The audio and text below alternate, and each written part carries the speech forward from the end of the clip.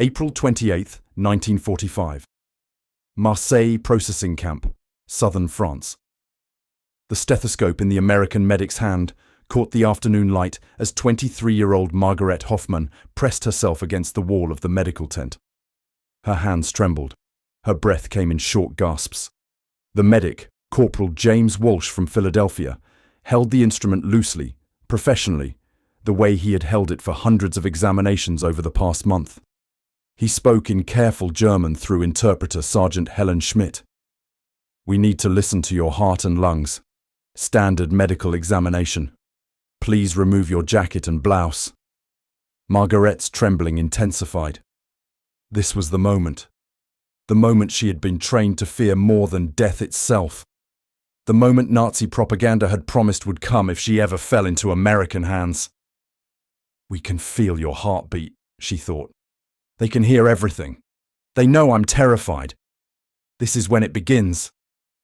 The spring of 1945 brought the collapse of Nazi Germany, and with it, the capture of over 15,000 German women by Allied forces.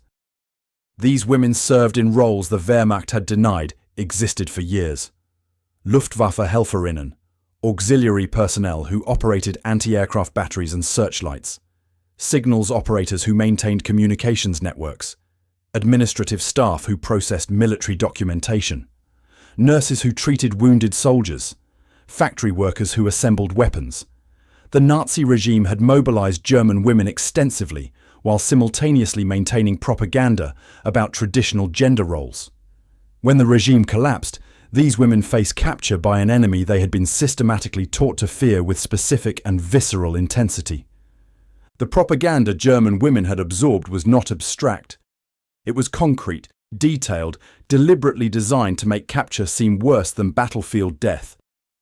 Radio broadcasts throughout 1944 and 1945 described American soldiers as criminals released from prisons to fight in Europe.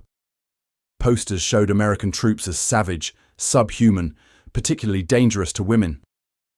Training sessions for female auxiliaries included explicit warnings. If captured by Americans, you will be raped, tortured, humiliated. They will photograph your degradation for their newspapers. They have no honor, no discipline, no civilization. Death is preferable to American captivity. Some units issued cyanide capsules. Others trained women in methods of suicide if capture appeared imminent. This was not paranoia. This was official doctrine, reinforced daily through every channel of communication the Nazi state controlled. The surrender and initial processing of German women created scenes American forces had not anticipated. When the 45th Infantry Division captured a Luftwaffe auxiliary unit near Munich on April 30th, the women screamed, wept, and several attempted to flee despite being surrounded. When separated from male prisoners per standard protocol, some women became hysterical. The separation itself triggered the fear. They believed isolation meant vulnerability. At the Marseilles processing camp where Margarete Hoffmann stood trembling before Corporal Walsh, intake officers documented similar reactions across hundreds of women. They refuse to make eye contact. They shake uncontrollably. Several have fainted during initial questioning. Many cry throughout processing. We have female interpreters present, female nurses assisting, but the fear appears deeply embedded. The medical examination was mandatory for all prisoners. Documentation, delousing, screening for infectious disease, assessment of injuries or chronic conditions. Standard Geneva Convention procedures refined through 3 years of processing millions of prisoners of war. For German women, the examination represented the moment of maximum vulnerability. They would be required to remove clothing. Male medics would approach with instruments. Physical contact would occur. Everything their training had told them to fear compressed into this procedural moment. Margarete Hoffmann had served 18 months as a signals operator with the 3rd Luftwaffe Field Division. She had transmitted targeting coordinates for anti-aircraft batteries. She had maintained radio silence under Allied bombing. She had survived the chaotic retreat through France. She had been captured by American forces on April 19th near Strasbourg. 9 days of processing, interrogation, documentation, and transport had brought her to this medical tent in Marseilles. 9 days of waiting for the violence Nazi propaganda had promised. 9 days of watching American soldiers behave with what seemed like professional distance. 9 days of cognitive dissonance between expectation and experience. Now, with the stethoscope in view and the instruction to undress given, the waiting was over. Corporal Walsh noticed the trembling. He had processed enough German prisoners to recognize trauma responses. He lowered the stethoscope. Spoke again through Sergeant Schmidt. "You're safe here. This is only a medical examination. I'm going to listen to your heart and lungs. That's all. 2 minutes. Then you're done." Margarete heard the words but could not process their meaning through her fear.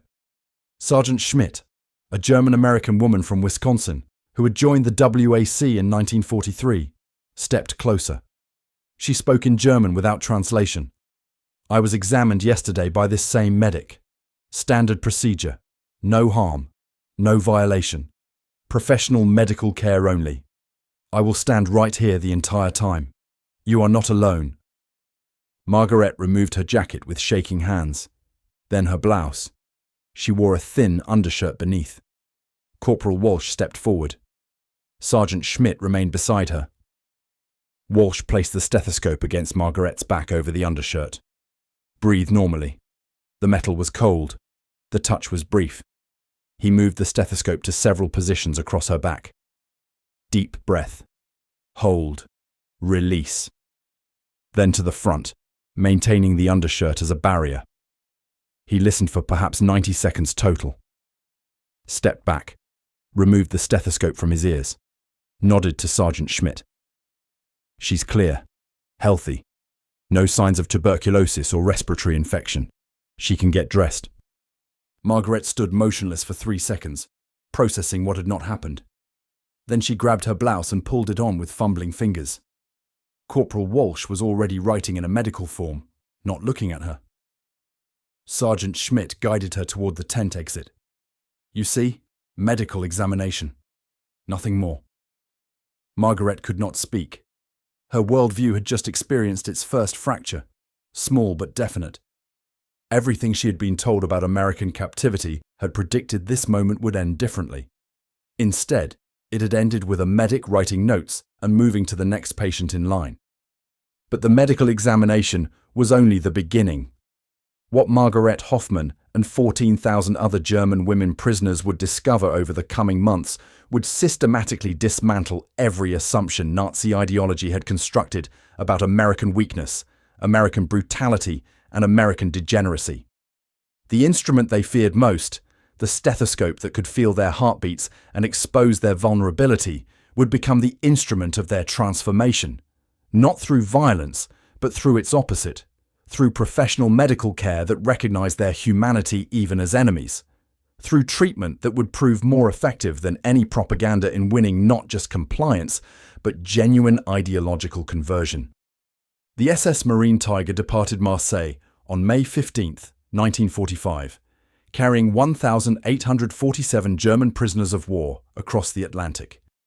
Among them were 312 women, housed in separate compartments below deck with female guards posted at every entrance. 20-year-old Ilse Kramer, former Luftwaffe auxiliary from Dresden, spent the first 3 days of the voyage curled on her bunk, refusing food, waiting for the brutality to begin. On the 4th day, she developed severe abdominal pain. By evening, she was vomiting. By midnight, she had a fever of 103 degrees. The ship's medical officer, Lieutenant Commander Robert Hayes, examined her at 0200 hours on May 19th and made his diagnosis immediately. Acute appendicitis. She needs surgery within 6 hours or the appendix will rupture. Ilse understood enough English to comprehend the word surgery. She began screaming.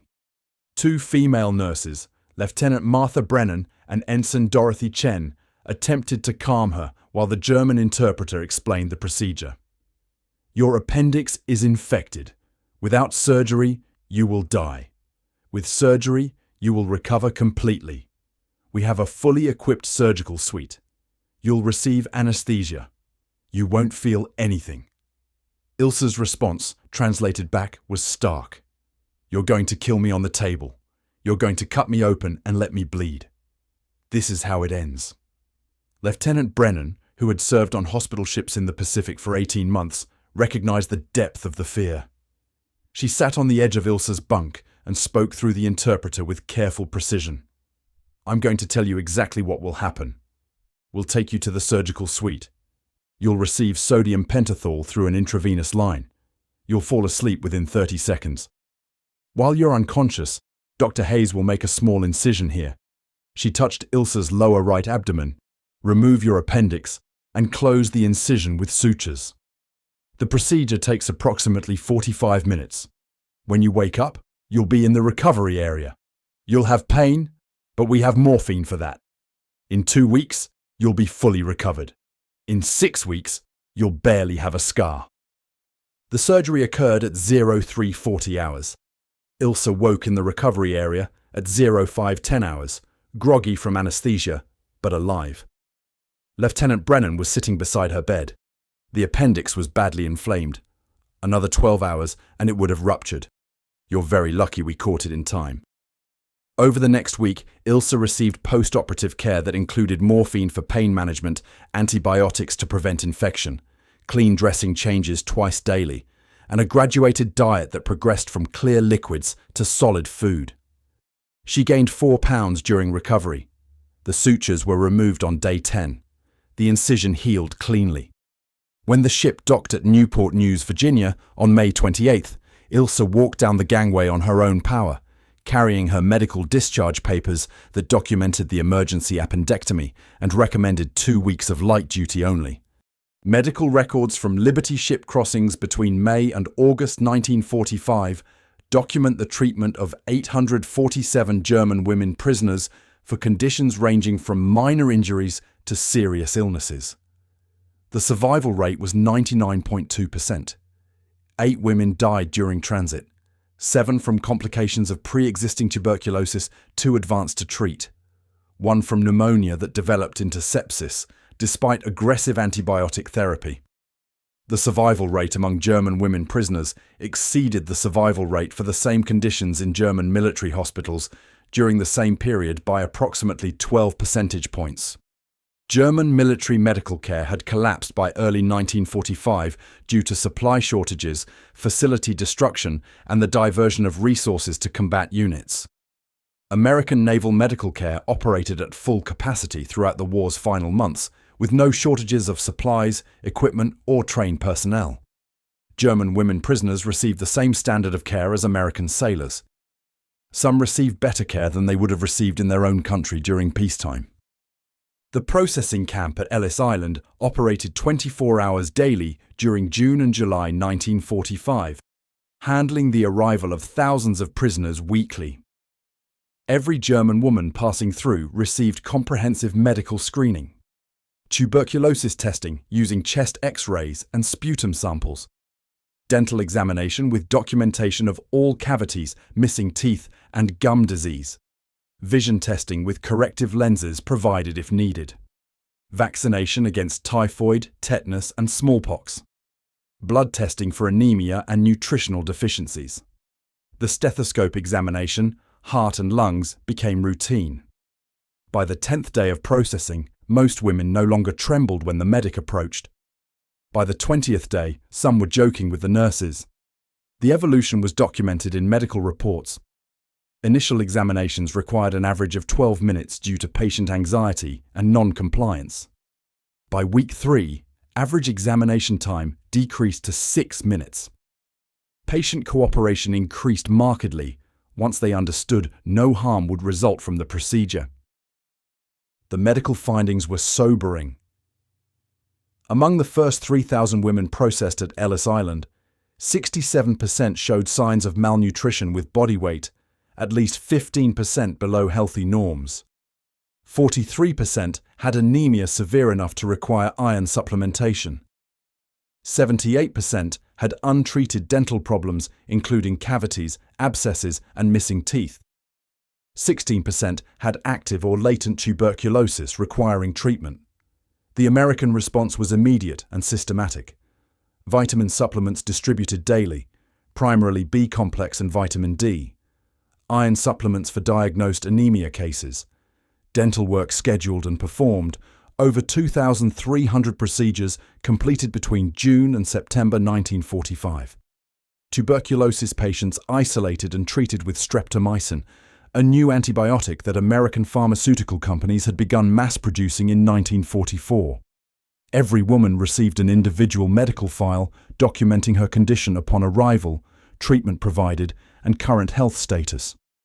The files were maintained according to Geneva Convention requirements and would follow the women to permanent camps. The presence of female medical personnel was constant and deliberate. The Army Nurse Corps assigned over 2,000 nurses to prisoner of war, processing and camp operations. Women's Army Corps personnel served in medical administrative roles. Female interpreters facilitated communication. The impact on German women prisoners was profound and disorienting. They observed American women in positions of authority, giving orders to male medical staff, making independent clinical decisions, commanding respect from male officers. Gertrude Möller, 27-year-old German military nurse captured near Berlin, was interviewed by camp historians in July 1945. She expressed shock at the status of American nurses. They speak to doctors as equals. They question treatment decisions. They have authority over medical procedures. In Germany, nurses follow orders. Here they give them. This is not how we were told American women behaved. We were told American women were weak, frivolous, concerned only with appearance and entertainment. These women are professional, educated, competent. Everything we were taught was wrong.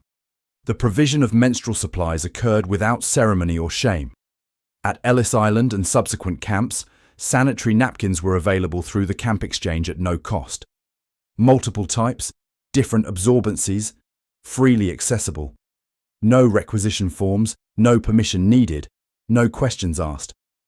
German women whose supplies had been exhausted for months received packages containing 24 napkins along with their camp uniforms and basic toiletries. For many, this represented the first time in over a year they had access to proper menstrual products. Cloth rags, the improvised solution most had been using, could be discarded. The abundance was incomprehensible. Margarete Hoffmann, writing in a letter to her sister in Germany that was censored but preserved in camp files, described the experience. They give us these supplies as if they are nothing. No rationing, no shortage, no shame in asking for more. In Germany, we had to make do with whatever we could find. Here, they treat it as a basic necessity, like soap or toothpaste. I don't understand how they have so much of everything. At permanent camps, the medical care would intensify into something beyond procedural necessity. It would become the foundation of trust, the instrument of transformation, the daily proof that everything Nazi ideology had taught about American degeneracy was systematically, demonstrably false. Camp Ruston, Louisiana, established operations for German women prisoners on June 12, 1945. The camp infirmary occupied 2 wooden barracks connected by a covered walkway. Inside, 12 beds with clean white sheets, an examination room with a padded table, a small surgical suite, a dental chair, and a pharmacy stocked with medications that German hospitals had not seen in 2 years. Captain Elizabeth Morgan, Chief Medical Officer, conducted a daily sick call at 0800 hours. Any prisoner experiencing illness or injury could report to the infirmary without special permission. The sick call line on the first Monday included 43 women. By the 4th Monday, the line included 12. The reduction reflected not decreased illness, but increased trust. Women no longer reported sick calls for minor complaints because they wanted to see if the medical care was real. They reported only when they actually needed treatment. The infirmary maintained equipment that impressed even German medical personnel. A portable X-ray machine, manufactured by General Electric in 1944, could produce clear images of bones and lungs. An autoclave for sterilizing surgical instruments, operating at 15 pounds of pressure and 250 degrees Fahrenheit. A dental X-ray unit for identifying cavities and root problems. an examination light with adjustable brightness, cabinets stocked with bandages, gauze, surgical tape, antiseptics, and medications. Penicillin, the antibiotic that had revolutionized infection treatment. Sulfur drugs for bacterial infections. Morphine for pain management. Aspirin, iodine, mercurochrome, castor oil, and dozens of other medications organized alphabetically on labeled shelves. The pharmacy inventory exceeded what most German civilian hospitals maintained even before the war. Gertrude Müller, the German nurse now working as a medical assistant under supervision, conducted an informal inventory during her first week at Camp Ruston. She counted supplies with growing disbelief. Enough bandages for 6 months. Enough antibiotics for a year. Enough pain medication to treat hundreds of patients. And this is just one camp. Just one small infirmary. How do they have so much? Weekly health checks became routine by mid-July. Every woman received examination every 7 days. Blood pressure measured using a sphygmomanometer, the cuff inflating around the upper arm while the medic listened through a stethoscope for the pulse sounds. Heart rate counted for 60 seconds, recorded in beats per minute. Lung sounds assessed by placing the stethoscope against the back and chest, listening for crackling, wheezing, or fluid accumulation. The stethoscope that had terrified Margarete Hoffmann in Marseilles now touched her chest every Tuesday morning without causing tremor. The evolution was documented in her medical file. First examination, May 2nd, patient extremely anxious, hands shaking, elevated heart rate of 118 beats per minute consistent with acute stress response. Second examination, May 9th, patient tense but cooperative, heart rate 96. Fifth examination, May 30th, patient calm, heart rate 74, within normal range. 10th examination, June 27th, patient conversational during procedure, heart rate 68, excellent cardiovascular health. The development of trust between Margarete and Dr. Robert Chen occurred gradually through repeated professional interaction. Dr. Chen, Chinese-American physician from San Francisco, had joined the Army Medical Corps in 1942. He spoke minimal German. Margarete spoke minimal English. They communicated through interpreters and through the universal language of medical care. During her fourth weekly examination, Margarete asked through the interpreter about persistent headaches. Dr. Chen conducted a neurological assessment, checked her vision, and asked about her sleep patterns and stress levels. He prescribed aspirin for the pain and recommended she spend more time outdoors during daylight hours. The headaches diminished within 2 weeks. During her seventh examination, Margarete mentioned menstrual irregularity. Dr. Chen, maintaining a complete professional demeanor, asked clinical questions about her cycle, diet, and recent stress. He explained that malnutrition and extreme stress often disrupted menstruation, but with improved nutrition and reduced anxiety, normal cycles typically resumed within 3 months. He was correct. By September, Margarete's cycles had normalized. The presence of a non-white doctor treating German women with complete professional respect created cognitive dissonance that Nazi racial ideology could not explain. Margarete had been taught that non-white races were inferior, incapable of complex thought, unsuitable for positions of authority. Dr. Chen was clearly intelligent, highly educated, technically skilled, and treated with respect by all American personnel, including white officers. His medical judgments were consistently accurate. His treatment recommendations consistently worked. The contradiction between ideology and observed reality could not be reconciled. Either Nazi racial theory was correct and Dr. Chen was an impossible anomaly, or Nazi racial theory was fundamentally wrong. After 3 months of weekly examinations and consistently excellent medical care, Margarete reached her conclusion privately. Everything we were taught was lies. Treatment of serious medical conditions demonstrated the depth of American commitment to prisoner welfare. In August, a 24-year-old former factory worker named Anna Richter developed symptoms of appendicitis. She was transported to the camp hospital, received emergency surgery within 4 hours, and recovered fully over 3 weeks. The surgical suite was equipped identically to American civilian hospitals. Anesthesia equipment, surgical instruments, sterilization protocols, post-operative monitoring, all maintained at standards that exceeded Geneva Convention requirements. In September, a 31-year-old signals operator required hernia repair surgery. The procedure was performed successfully with full anesthesia and pain management. In October, a 26-year-old nurse developed a gynecological infection requiring antibiotic treatment and bed rest. She received both without question or judgment. The recognition of mental health issues represented American medical sophistication that surprised German prisoners. Several women experienced what military psychiatrists identified as anxiety disorders and trauma responses related to combat exposure and captivity fears. Rather than dismissing these conditions as weakness or malingering, camp medical staff treated them as legitimate medical problems.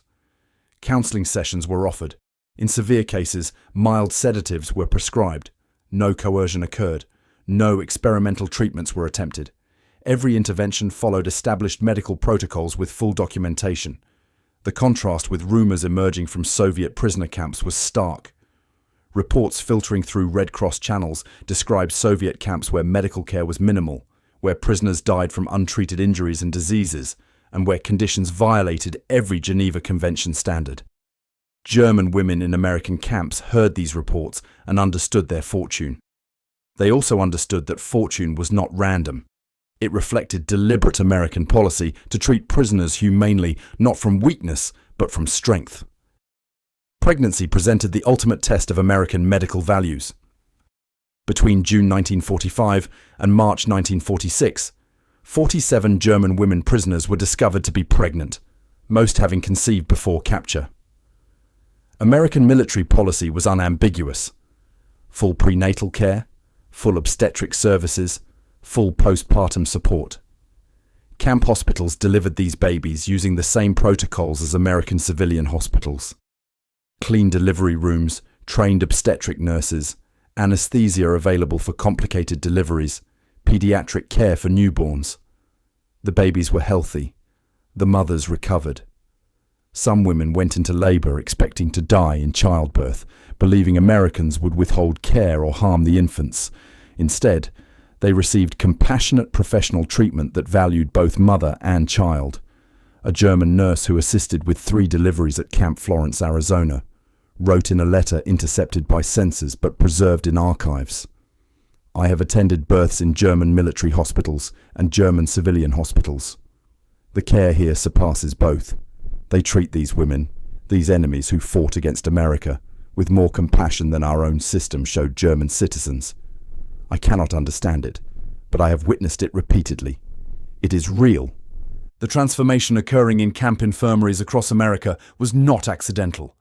It was the result of deliberate policy, adequate resources, professional training, and a commitment to values that transcended temporary enmity.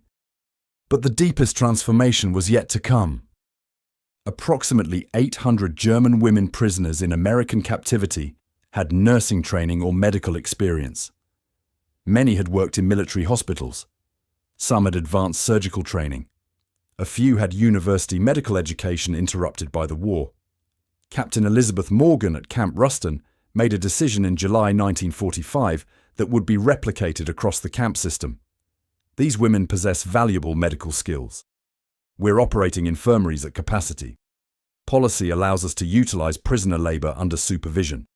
I'm requesting permission to assign qualified German nurses as medical assistants. Permission was granted with strict conditions. German nurses would work only under direct American supervision. They would not have access to medications without authorization. They would not treat American personnel. They would assist with prisoner medical care only. Gertrude Müller became the first German nurse assigned to infirmary duty at Camp Ruston on July 23, 1945. The first day working alongside American nurses revealed differences that went beyond language and nationality. Gertrude had trained in the German medical system, where hierarchy was absolute. Doctors gave orders. Nurses executed those orders without question or comment. Initiative was discouraged. Deviation from protocol was punished. At Camp Ruston, she observed American nurses functioning with autonomy that shocked her. Lieutenant Sarah Martinez, head nurse, independently assessed patients during sick calls and made treatment decisions for minor conditions without consulting Dr. Chen. She changed wound dressing protocols based on her own clinical judgment. She questioned a medication dosage Dr. Chen had prescribed, explaining her concern about potential interaction with another drug the patient was taking. Dr. Chen listened, agreed, and adjusted the prescription. Lieutenant Martinez had authority that no German nurse possessed. She had an education that most German nurses lacked. She had respect from male physicians that German nurses never received. Gertrude asked Lieutenant Martinez through an interpreter how American nurses gained such status. The answer was straightforward. Nursing school is 3 years of intensive training. We study anatomy, physiology, pharmacology, microbiology, and clinical procedures. We do hospital rotations in surgery, pediatrics, obstetrics, emergency medicine. When we graduate, we're qualified to make independent clinical judgments. Doctors trust our assessments because we're trained professionals, not assistants. Gertrude had received 18 months of nursing training in Germany, focused primarily on following procedures and obeying doctors. The educational gap explained the authority gap. American nurses were educated as medical professionals. German nurses were trained as medical subordinates. The difference was structural, embedded in how each system valued nursing work. The medical supply abundance that Gertrude had documented during her first week at Camp Ruston became more striking as she worked in the infirmary daily. Bandages were used once and discarded. In German hospitals, bandages were washed, sterilized, and reused until they fell apart. Surgical gloves were used once and discarded. In German hospitals, rubber gloves were precious, patched when torn, used until unusable. Syringes were used once and discarded. In German hospitals, glass syringes were sterilized and reused hundreds of times. The American approach was called disposable technique. Use once, discard, eliminate any contamination risk. The German approach was called conservation. Reuse everything, waste nothing, stretch supplies as far as possible. On August 14th, Gertrude witnessed an incident that crystallized the philosophical difference. A box of surgical instruments arrived with minor shipping damage. The instruments inside were slightly tarnished but functionally perfect. Lieutenant Martinez examined them and made her decision. These don't meet sterility standards. We'll requisition replacements.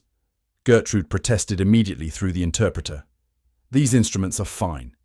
In Germany, we would polish them, sterilize them, use them. There is nothing wrong with them. Lieutenant Martinez explained American policy. We don't take chances with patient safety. If there's any question about sterility, we discard and replace. We have the supplies. Why risk infection to save equipment? Gertrude had no answer that made sense within the American framework. In Germany, they risked infection because they had no choice. Supplies were scarce. Conservation was survival. In America, supplies were abundant. Safety was paramount. Patient welfare outweighed equipment cost. The pharmaceutical access astounded German medical personnel.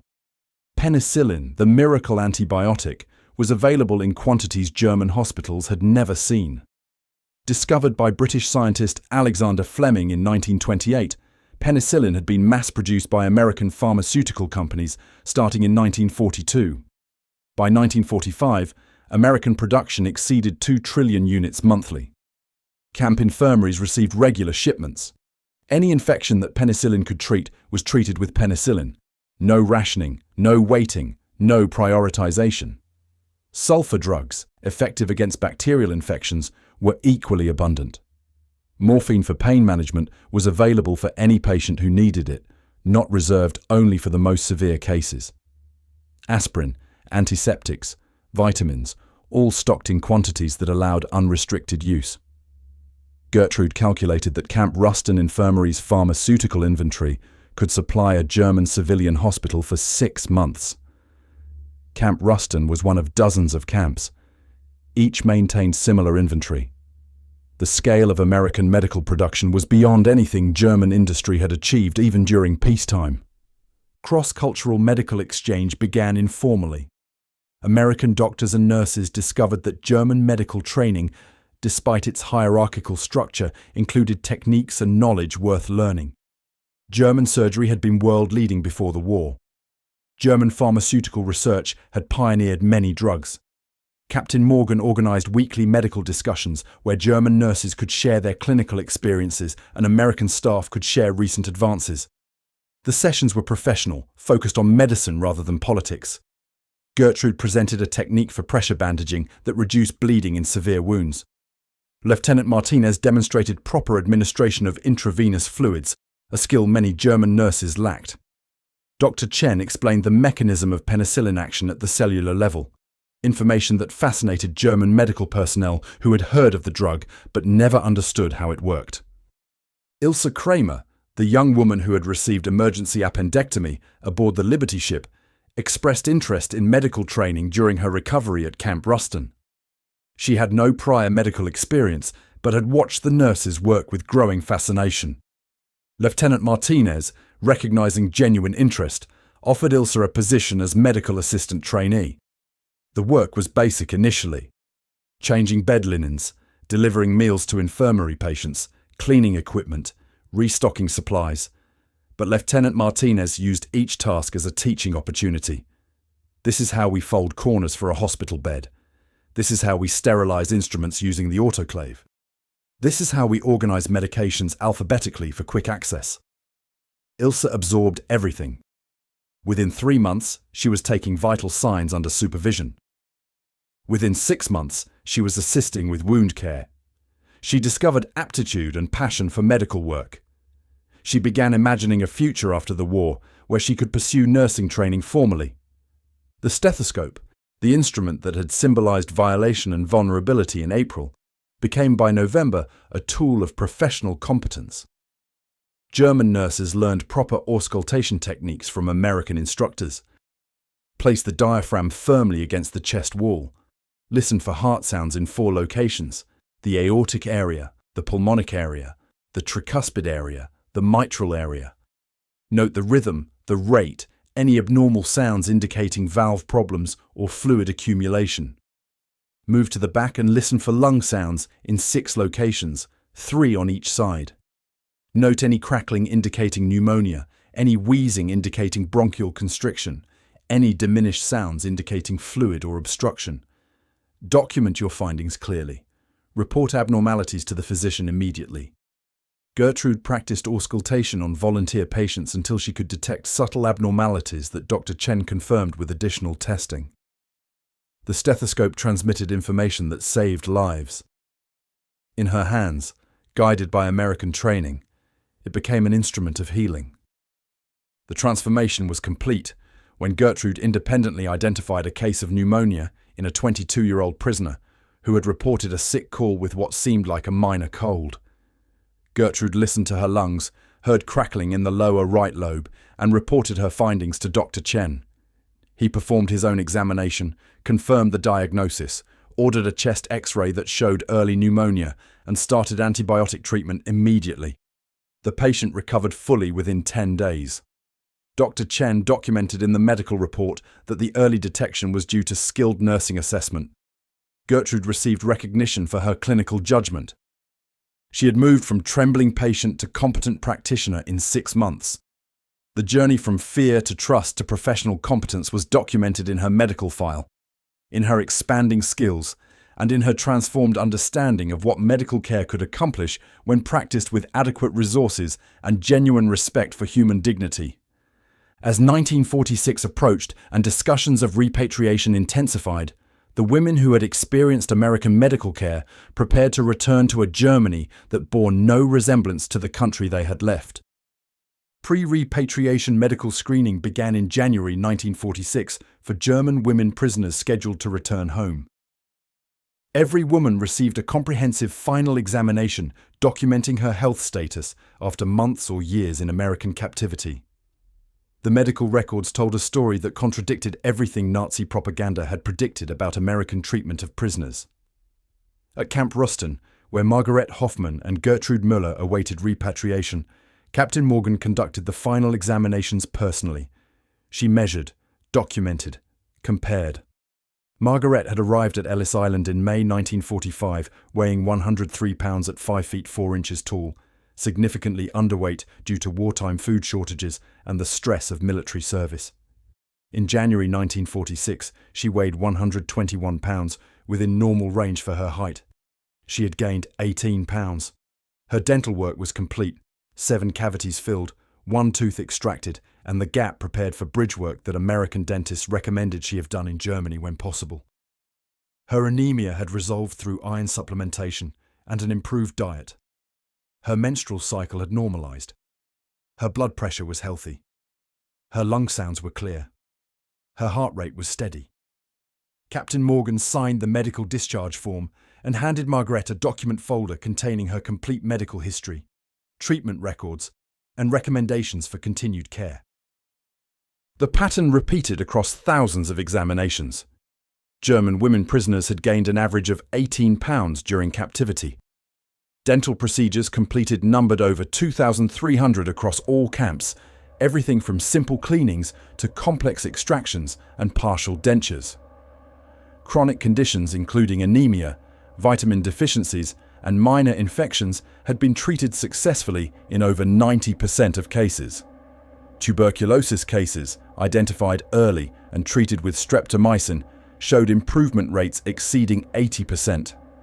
Mental health had improved measurably, with documented reductions in anxiety symptoms, depression indicators, and trauma responses.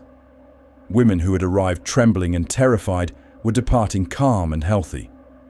The American Red Cross provided each woman with a package for the journey home. The packages contained medical supplies that were precious in devastated post-war Germany. A basic first aid kit with bandages, antiseptic, and pain medication.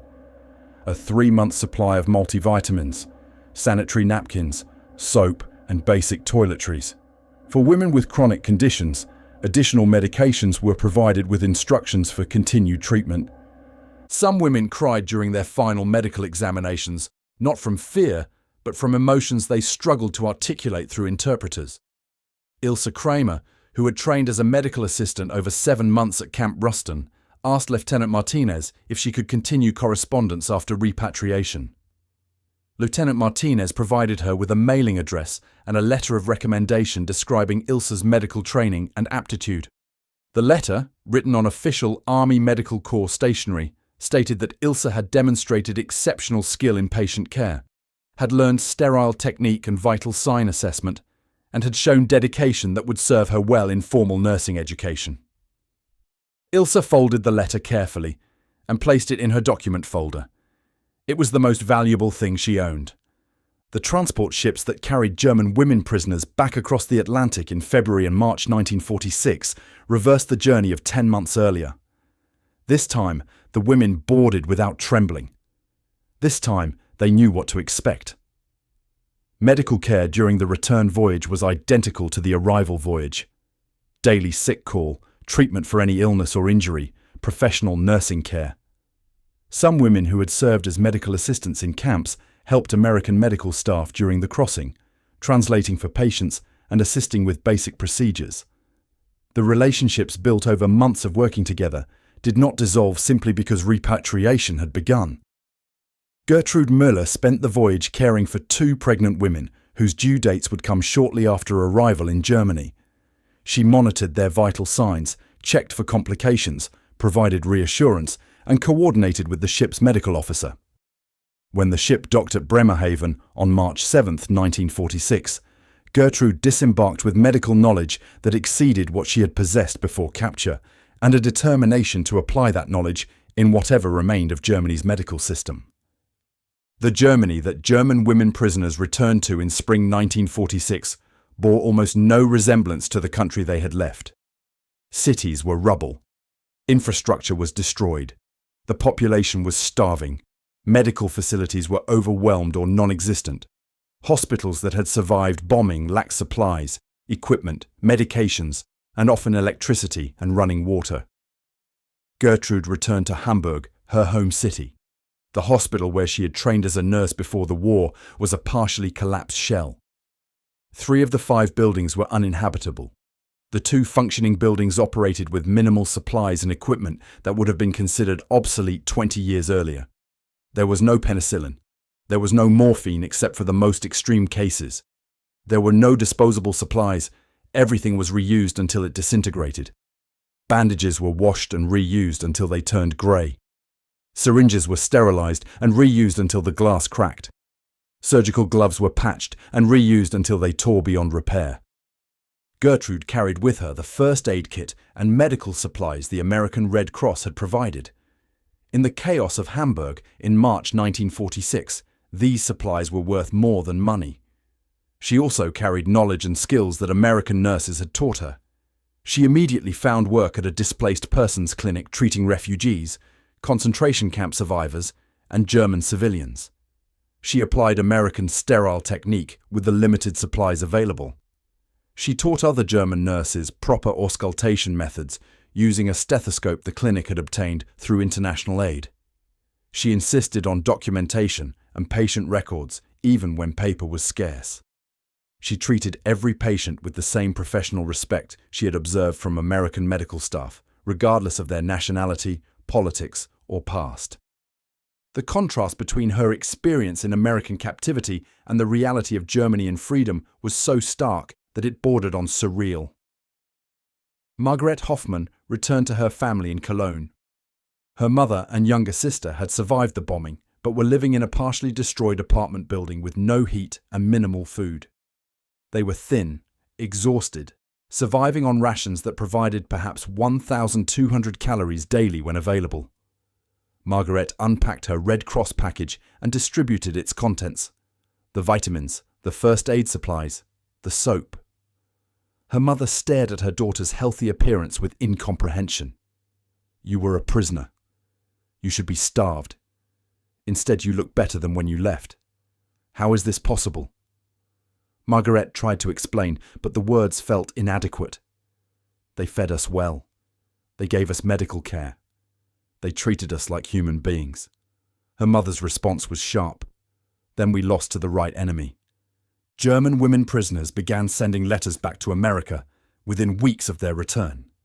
Some wrote to medical staff who had treated them. Some wrote to camp administrators.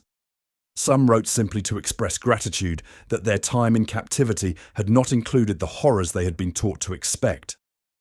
The letters, when they reached American recipients, were often emotional and detailed. A letter from Ilse Kramer to Lieutenant Martha Brennan, the nurse who had calmed her before emergency appendectomy, was preserved in military archives.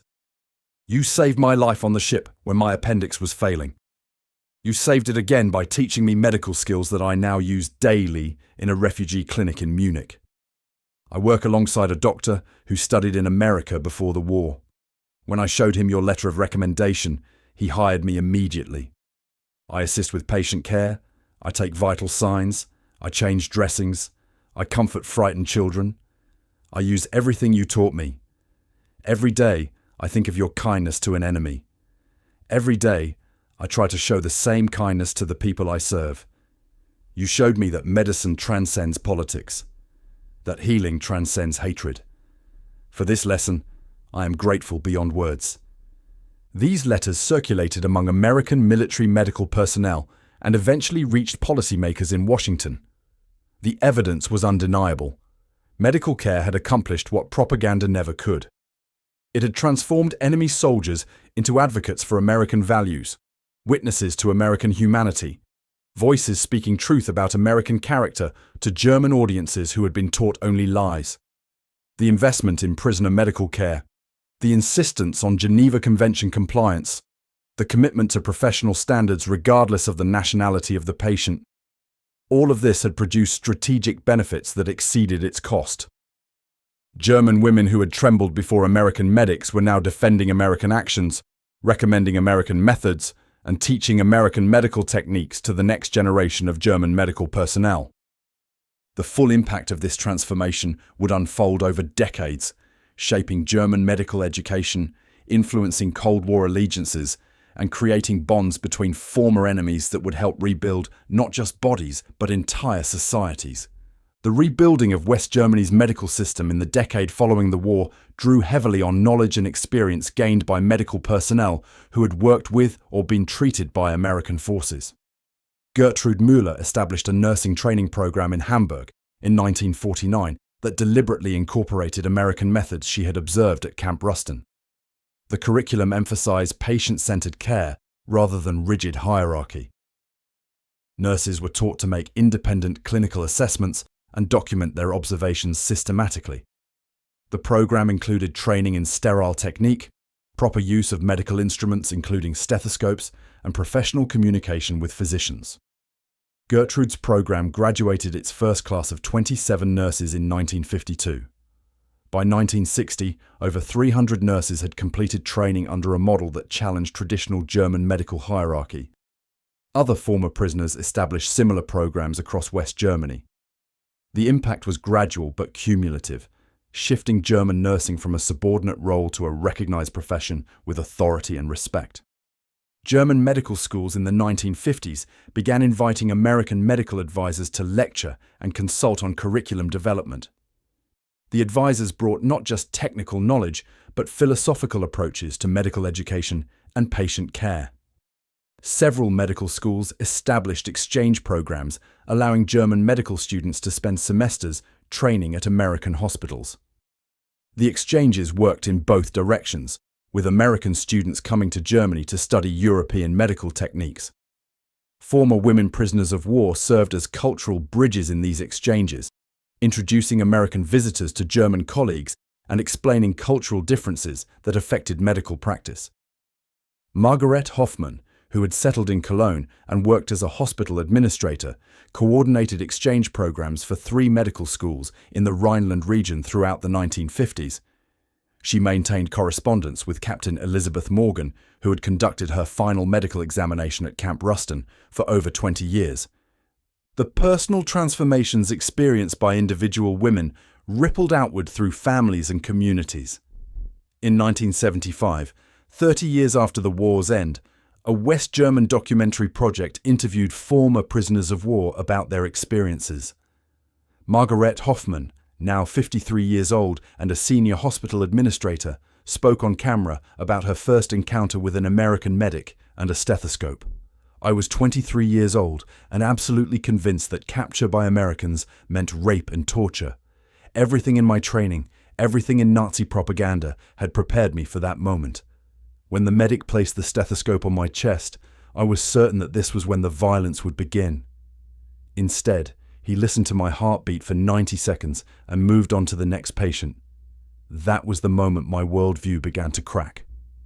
Over the following months, through repeated professional medical care, through being treated as a human being rather than as an enemy or a propaganda tool, that crack widened until the entire structure of Nazi ideology collapsed. The Americans defeated us not with cruelty, but with competence and compassion. They proved that their system produced not weakness, but strength, not degeneracy, but dignity. Ilse Kramer became a surgical nurse and worked at an American military hospital in Munich from 1952 to 1968. She trained under American surgeons and nurses, eventually supervising a staff of 12. Her 2 sons both became physicians, studying at universities in West Germany and completing residencies in the United States. When interviewed in 1989, at age 64, Ilse credited her entire career trajectory to Lieutenant Martha Brennan, who had performed emergency appendectomy on the Liberty ship and later trained her as a medical assistant. "That surgery saved my life physically. The training saved my life professionally. I had no skills, no education, no prospects in 1945. By 1946, I had medical knowledge and a letter of recommendation from an American Army nurse. That letter opened doors. More importantly, the experience showed me that I was capable of learning, of contributing, of becoming something more than I had been. Every patient I helped over 40 years of nursing, every student I trained, every life I touched, all of that traces back to Americans who treated their enemy with professional medical care." Gertrude Müller's sons, born in 1951 and 1953, both entered medical professions influenced by their mother's stories. The elder became a cardiologist, specializing in the precise diagnostic work that begins with a stethoscope examination. The younger became a medical researcher studying antibiotic resistance, inspired by his mother's accounts of penicillin's revolutionary impact. The multi-generational influence extended across thousands of families. Children of former prisoners of war grew up hearing stories about American medical care that contradicted lingering Nazi propaganda. These children formed their opinions about America and democracy based partly on their mother's testimony. When Cold War tensions divided Germany, these personal connections influenced political allegiances and cultural orientation. West German acceptance of American military presence, participation in NATO, and general pro-American sentiment during the 1950s and 1960s was shaped by multiple factors, but personal experiences of humane treatment during captivity played a documented role. The strategic importance of medical care as Cold War diplomacy was recognized explicitly by American policymakers. Medical aid programs expanded throughout the 1950s as instruments of soft power. The principle established in prisoner of war camps that medical care transcends ideology and demonstrates values through action became foundational to American foreign aid strategy. Former German women prisoners served as unofficial ambassadors for this approach, speaking at medical conferences and public forums about their experiences. Their testimony during the early Cold War years provided a counter-narrative to Soviet propaganda, claiming American brutality and capitalist exploitation. When Soviet representatives accused America of inhumane treatment of prisoners, witnesses like Gertrude Möller could respond with documented medical records showing weight gain, successful treatment of chronic conditions, and survival rates exceeding those in German hospitals. The evidence was irrefutable because it was personal, specific, and supported by thousands of individual medical files preserved in archives. Military medical cooperation between the United States and West Germany, formalized through NATO, created institutional relationships built on foundations established during the prisoner of war experience. Bundeswehr medical personnel trained alongside American military doctors and nurses. Protocols were standardized. Equipment was shared. Joint exercises included medical components. German military nurses in the 1960s and 1970s operated with authority and professional status that directly reflected the American model observed by their predecessors. The stethoscope, the instrument that had represented terror and vulnerability in 1945, became by 1970 a symbol of professional competence and international medical cooperation. German and American medical personnel used identical instruments, identical techniques, identical standards of care, representing shared values and shared commitment to healing. The contemporary relevance of this history extends beyond Cold War strategy into current military medical ethics and international humanitarian law. The decision to provide full medical care to German women prisoners in 1945, despite intense public anger toward Germany, and despite no guarantee of reciprocal treatment, established precedent for how democracies treat captured enemies. Modern American military medical personnel receive training emphasizing that medical care is provided based on need, not nationality or ideology. The principle traces directly to policies implemented during World War II and vindicated by their strategic success. Treatment of prisoners at Guantanamo Bay, medical care for injured insurgents in Iraq and Afghanistan, and humanitarian medical missions worldwide all operate under doctrines refined through experiences including the treatment of German prisoners of war. Statistical summary of the German Women Prisoner Program documents its scope and impact. Over 15,000 German women processed through American prisoner of war system between April 1945 and March 1947. Survival rate of 99.6%, exceeding survival rates for comparable populations in Germany during the same period. Average weight gain of 18 pounds during captivity, reversing malnutrition that had been widespread. Over 2,300 dental procedures completed. Chronic conditions including anemia, tuberculosis, and vitamin deficiencies are treated with success rates exceeding 80%. 0 documented cases of abuse or Geneva Convention violations. 47 babies delivered in camp hospitals with maternal and infant survival rates matching American civilian hospitals. These numbers represent not just medical statistics, but strategic investments in post-war reconstruction and ideological transformation. The stethoscope that now sits in the United States Army Medical Department Museum at Fort Sam Houston, Texas, was donated by Captain Elizabeth Morgan's family after her death in 1987. The placard beside it reads, "Instrument of fear, instrument of trust, instrument of transformation." Used at Camp Ruston, Louisiana, 1945 to 1946, to examine German women prisoners of war. This stethoscope represents the power of professional medical care to transcend enmity and transform understanding. When placed against an enemy's chest, it felt a heartbeat. In that heartbeat, it recognized shared humanity. That recognition, repeated thousands of times across dozens of camps, accomplished what military victory alone could never achieve. It proved that American values were not propaganda, but lived reality. Not weakness, but profound strength. Not degeneracy, but the foundation of a society powerful enough to extend healing even to those who had fought to destroy it.